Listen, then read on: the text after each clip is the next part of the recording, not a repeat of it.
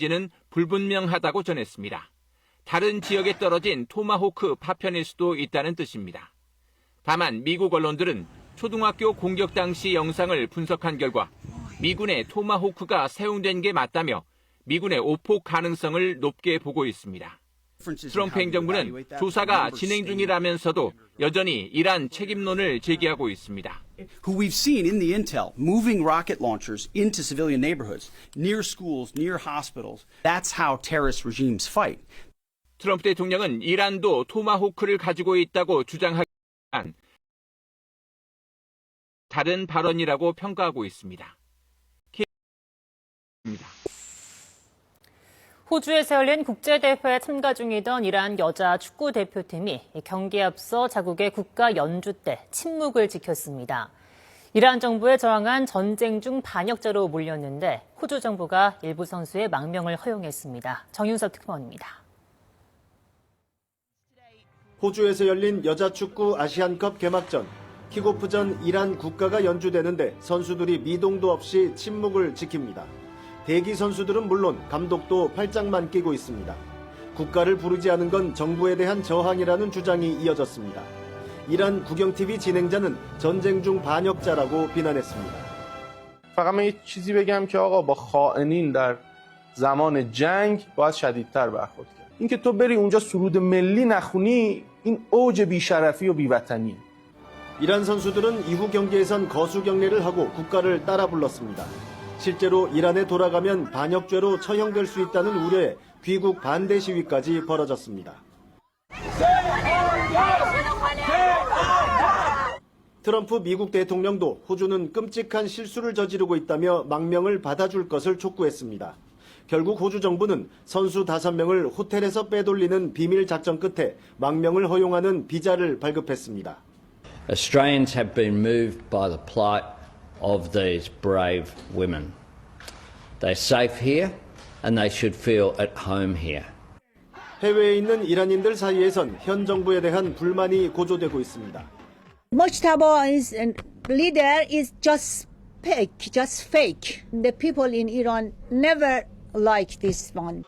BBC 등 외신들은 모즈타바가 최고 지도자로 선출된 이후 이란 국민 여론이 더욱 심각하게 분열되고 있다고 분석했습니다. 방콕에서 KBS 뉴스 정윤섭입니다.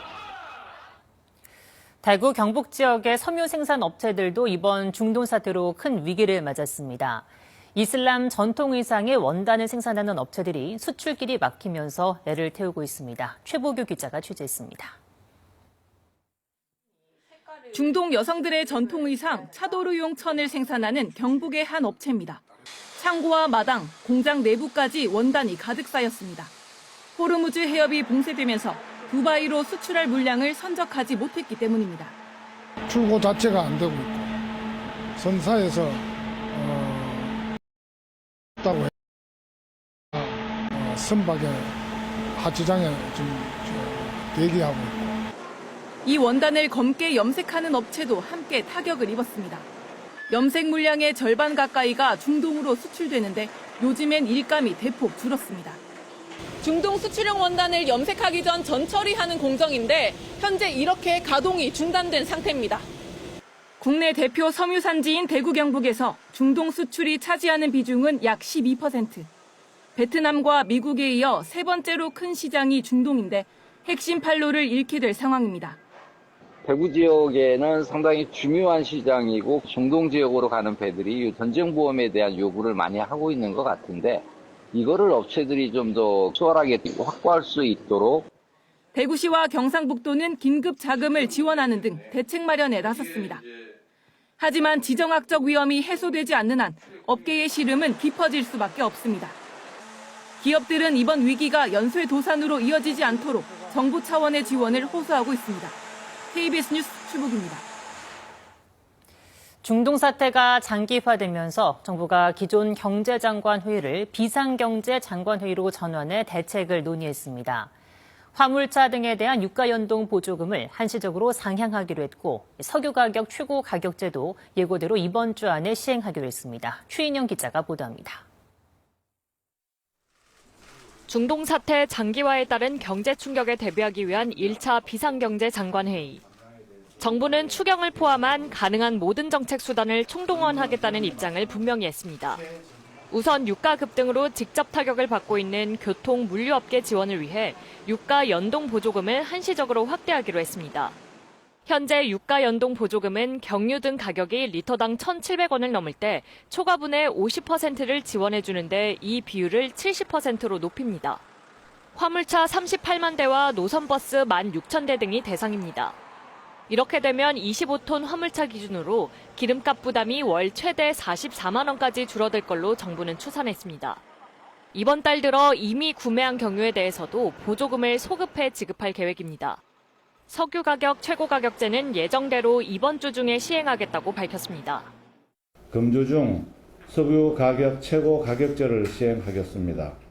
대상 유정과 가격 기준을 구체화해서 국민들께 조속히 말씀드리겠습니다. 정유소와 주유소 등의 사재기와 판매 기피 행위를 방지하기 위해 관련 고시도 제정하기로 했습니다. 다만 유류세 인하폭 확대는 유가 추이를 지켜보며 검토하기로 했습니다. 금융시장 안정을 위해서는 기존에 마련된 100조 원 이상의 시장 안정 프로그램을 필요할 경우 확대하기로 했습니다.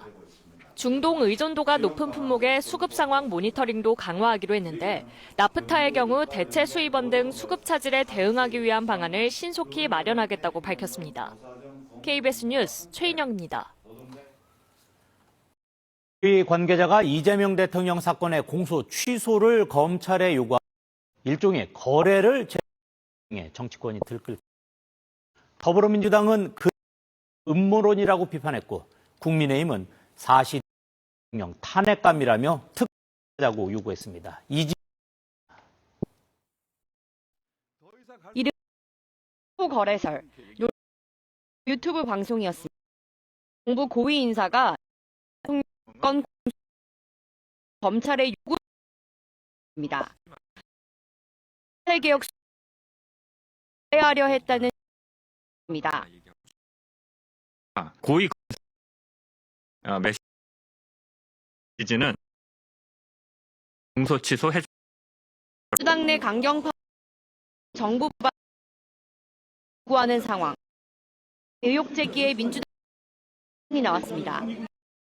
수준도 안 되는 황당함을 넘어 긴 말들이 이어졌습니다.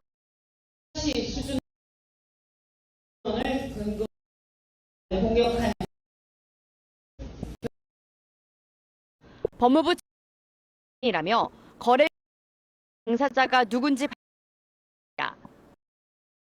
저희가 바로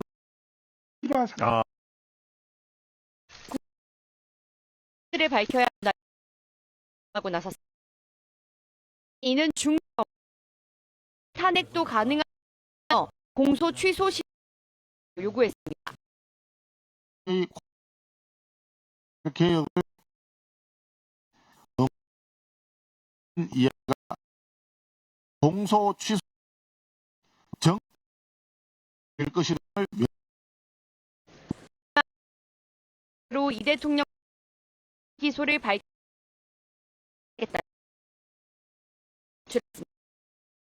이지